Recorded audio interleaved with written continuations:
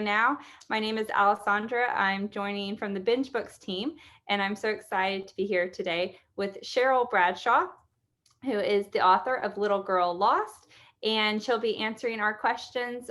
Please don't be shy. We're going to chat with Cheryl for 25 to 30 minutes, and then we can discuss. She'll head back offline, and we can freely chat about the book if you want to stick around and chat as a group of readers. So that's the plan. Cheryl, it's great to have you. How are you today? You're joining us from Australia? Yeah. Well, a little more. I've had wee hours of the morning there, so I appreciate you joining in. Can you tell us a little bit about Little Girl Lost, the inspiration, how you came up with the idea, and kind of where the story came from? Yeah, so I wanted to use a setting that was California. That's where I'm from. That's where I was born and raised. And I really like Cambria because that whole Hearst Castle area, and it's such a beautiful town and area. So that was kind of the beginning inspiration. And I wanted a character that wasn't the same as a lot of characters you read, the same in some ways, as far as, you know, headstrong detective, that kind of thing. But I also wanted her to have a lot more like a vintage look. So she dresses in vintage clothes, and I wanted her to have kind of different quirks that I hadn't read anymore. And then as far as the storyline of her own backstory, having lost her own daughter, I assume everybody has read the book. Having lost her own daughter in such a tragic way in the pool, that is actually something in on my dad's side of the family that actually did happen to someone a long time ago. And so it was a very real element that I wanted to add, something that what is a tragedy in our own family from quite a long time ago. So you started with a story character based almost. I mean, you started with your idea of Georgina and her past and her backstory, and then developed a plot around that. Is that? Yeah, that's usually what I do. Is I develop the character first, the character and setting, and then the story is kind of secondary to that while I'm developing it. I love that. And for those of you watching, please, you can use the comment section to put in your comments as we go. Certainly feel free to raise your hand, and if I'll see it, then we'll call on you as we go. But I do have some questions that were submitted to us. One question was, what was the hardest scene in the book to write? If there was one. I would say the hardest thing would be, as I again with talking about the tragedy in her own life, I would say anytime she's reflecting on that and comparing it to what's going on as she's investigating, and you start to get into her raw feelings, that's more of an emotional thing. It wasn't necessarily hard to write, it was just hard, I guess, emotionally to try to bring that out and get it across to readers kind of in the right way, so that they could feel a little bit about how she's feeling and why she is the way she is. You had such a complex cast. I mean, you had a lot of moving parts in this book. It was impressive how you were able to juggle everything and not lose the reader. Like a lot of times I, as a reader, get lost because, but you had a big cast, you had a lot of backstories, and you had a lot of different moving pieces, but you were able to keep them all. Did you write this story like linearly, or did you write it as it unfolded to us? Or how did you put together? Did you have all of these subplots from the beginning, or did you figure that out as you went? Yeah, so I do not plot things out. I just write. And so which is very different than my personality in real life. Everything is kind of, I'm a planner, but when it comes to writing, I have a really hard time if I try to kind of figure out the scenes before I write them. So what I do is I usually have 2 or 3 chapters in my head ahead of where I'm at. I kind of know that far where I'm going, and then I just let the rest kind of I want it to be as surprised as the reader is, and I think that's really helped me in a lot of ways, as far as them not guessing who the murderer is or whatever, who the villain is. And so I found that the best way to do that is for me to sometimes not even know, and that sometimes I have to go back to the beginning and make changes because of that. But I always think that it makes for a better story than when I used to try and plot it out. So was this story the same? You didn't know who the killer was? I mean, or did you? I mean, you layered No, it so much. What point did you figure out what was going to happen in the end? probably a little after the halfway point. I sort of just look at all of my options, and then I kind of decide what I think might be the best road, the direction to go to, for it to all come full circle in the end. That makes perfect sense. We had a comment from Patty. She said, not a question, but a comment. I love the picture board link at the end of the book. It was a wonderful special surprise, like icing on the cake. And then a few other people agreed. Do you always do that Pinterest board? Is that a common thing in the back of your books?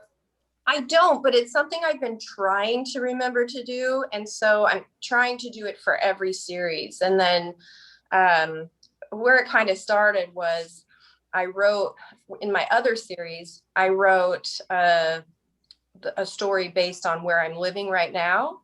And a lot of people have never been here. And so, especially like in different parts of the world. And so I wanted to show readers at the end, like the inspiration for all the areas I'm talking about in the story in Australia. And so I basically did a board where I showed all the things I had been doing since I've been here. So I've been here for almost 3 years, and everybody really liked that. And so I thought I should do this for all my series. So that's why I put that together. So you have this series. What are your other series and where are they placed? So I have my very first series that I ever wrote is Sloane Monroe, and that's still going. It actually has I'm actually doing kind of like a side story using the main character and her little sidekick, and I'm getting that going this year. And so that's Sloane Monroe mystery series. And then I also have Addison Lockhart, which is a ghost mystery. So there's still a murder to be solved, but it's much more paranormal and kind of magic and that kind of thing, which is really fun to write. And then I have a bunch of standalones. So I can imagine. JD, you have a question? Yeah, sure. Hi, Cheryl. Nice to see a fellow Californian, even if you've escaped our state here. When you're writing your books like this one, do you consciously sort of think about the commercial aspect of it? Like, I think your books are really interesting because it's a little bit of thriller, a little bit of mystery, a little bit of suspense mixed in. So do you try to go with a particular kind of genre template or a series of tropes, or do you just start fresh and want to start, with an entertaining kind of tale? I just really just go. I just go for it. I think what I think about the most is the main character and how I would like her to develop over the series. And that's how I kind of weave the story into her. So that's kind of how I've done this series anyway. How many books do you think you'll do in this series? Do you have an idea? Right now I have no plans on stopping it at all. So it's when I get one out, I'm already working on the next one. So I'm working on the third right now. So I have no end date. I kind of base things on how the readers are about it.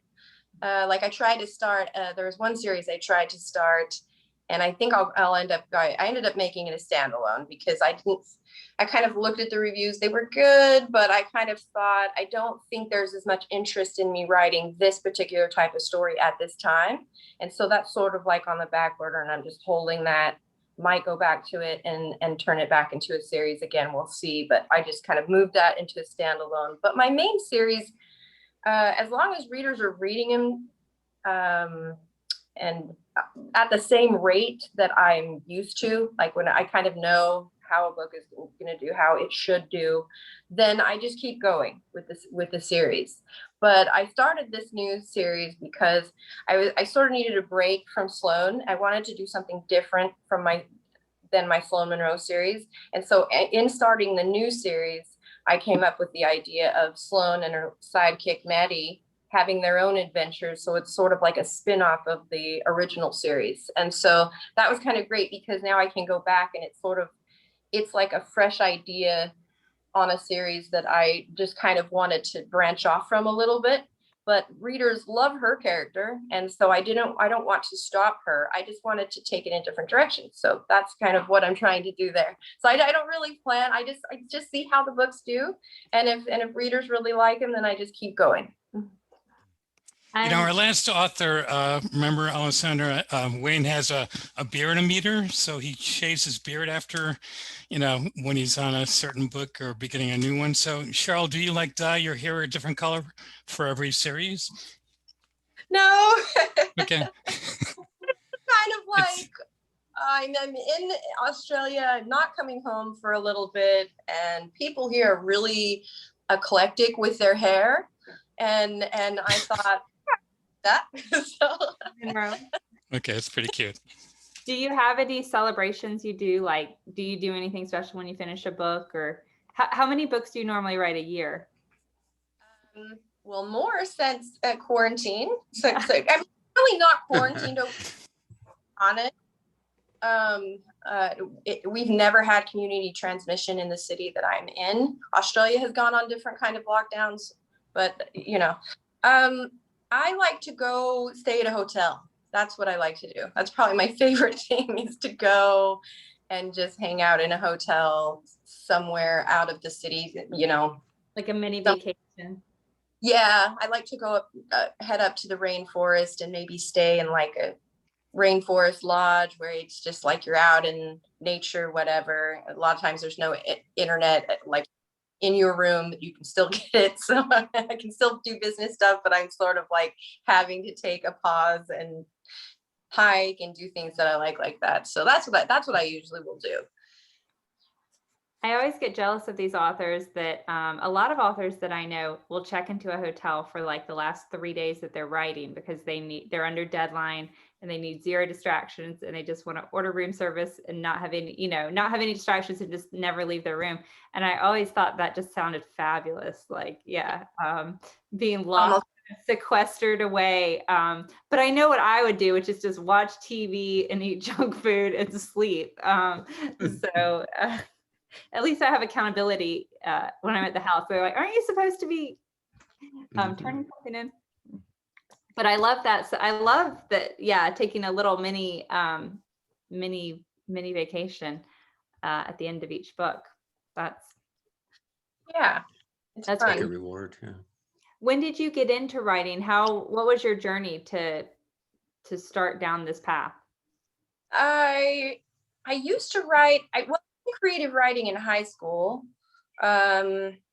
And it kind of started where we would put out this book of short stories and poems and poetry. And so I was in those books.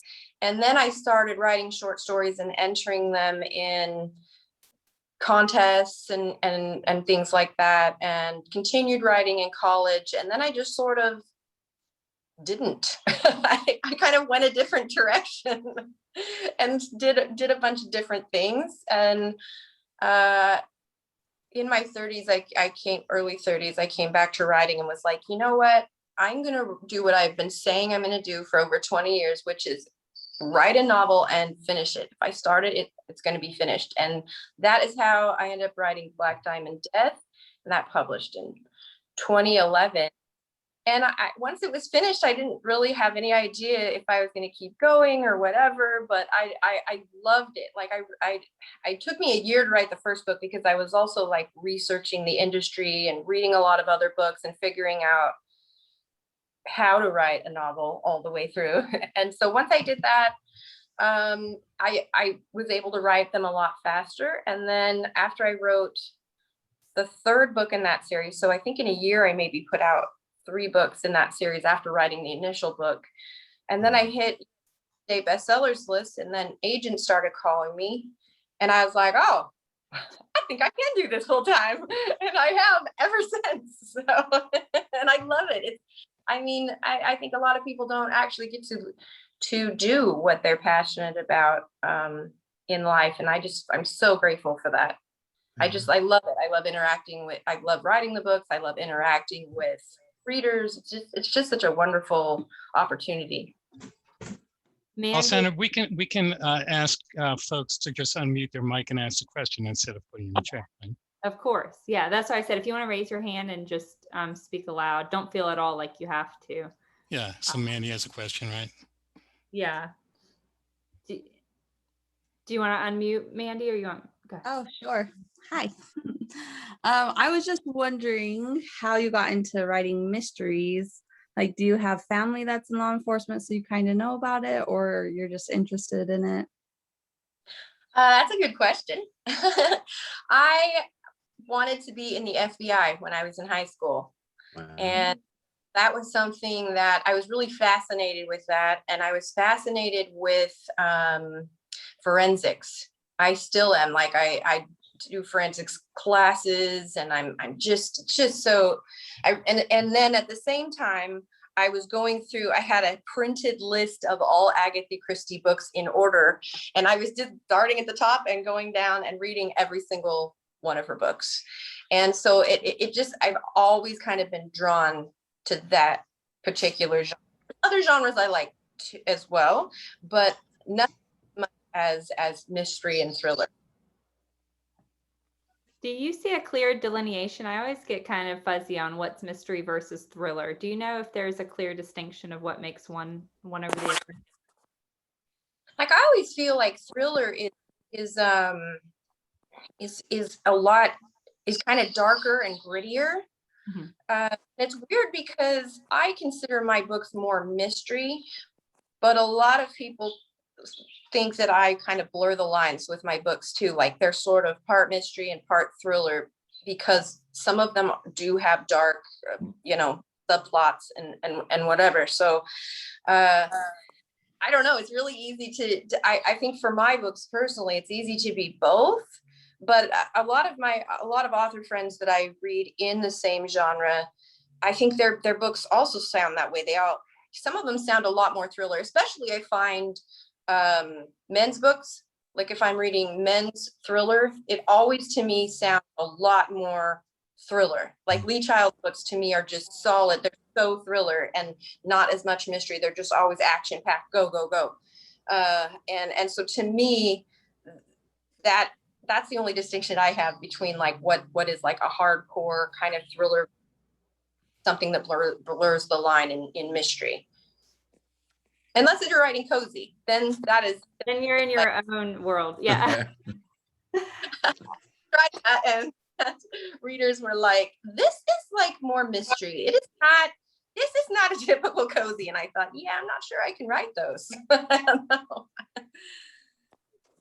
Donna said, do you have any great advice for your best advice to someone who's attempting to break into getting a book published? Like traditionally published or just indie published? Indie. She's unmuted. Oh, okay. I think. Oops. You're good. Donna. Hey, Donna. Hi. Yeah, I would say I have a person that I know who's writing historical romances, and she's been trying to get them out there for people to read and that. And she's done a lot of conventions and, that type of thing, and, publishers and stuff. But it's tough. It's tough for sure. And I'm just wondering, maybe, is there some advice I could tell her? But so when I first started, I did not want to indie publish. Okay. Go ahead. When I wrote the first book, I was against indie publishing, actually. It really took some convincing. I think I would say J.A. Conrath had a big part in convincing me. And then at the time I had a blog where I was inviting on people like Janet Ivanovich and Catherine Coulter, and I was asking them for their best advice with people starting out. And I was kind of surprised. I became friends with a couple of authors that said, indie publish, just start off by just getting your book out. And I just said no for a little bit, but then I did it, and my mindset changed. So what I decided to do is I had a lot of other author friends I was making at the time were just trying to get an agent and trying to get a traditionally published deal. And I was like, I saw how much time they were spending on that, and I thought, I ain't got time for that. I'm not, I just want to write and promote and do that. I don't have time to do that on top of that. So what I did was I just started putting them out, and my goal then changed from like just putting them out to getting an agent to see what I had put out, and that I was getting a following and that I was getting good reviews. I wanted them to come to me instead of me spending years trying to go to them. So I personally like the road of starting out in indie publishing and then working your butt off to get a following. You will get noticed when that happens, especially if you hit a list. And then everybody just sort of started emailing me and calling me. And then I had multiple options. I find that road is a lot easier in a saturated market where a lot of times your query is not even going to be looked at for 6 months. At least if you have some books behind you, when it gets to that time that it's looked at, if someone is interested, they can go look at your work and it will speak for itself if you're working to like build up an audience. Wonderful. Thank you. I'll let her know. Thank you. We had a few other questions submitted in the group. It says, my sister found the book emotionally powerful and it brought her to tears a few times. What is the first book that made you cry? And do you ever tear up when you're writing some emotional scenes?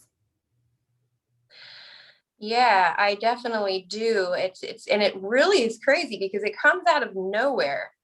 And I'll think I'm fine. And then it doesn't happen very often for me, but it does happen. I would say of my own books,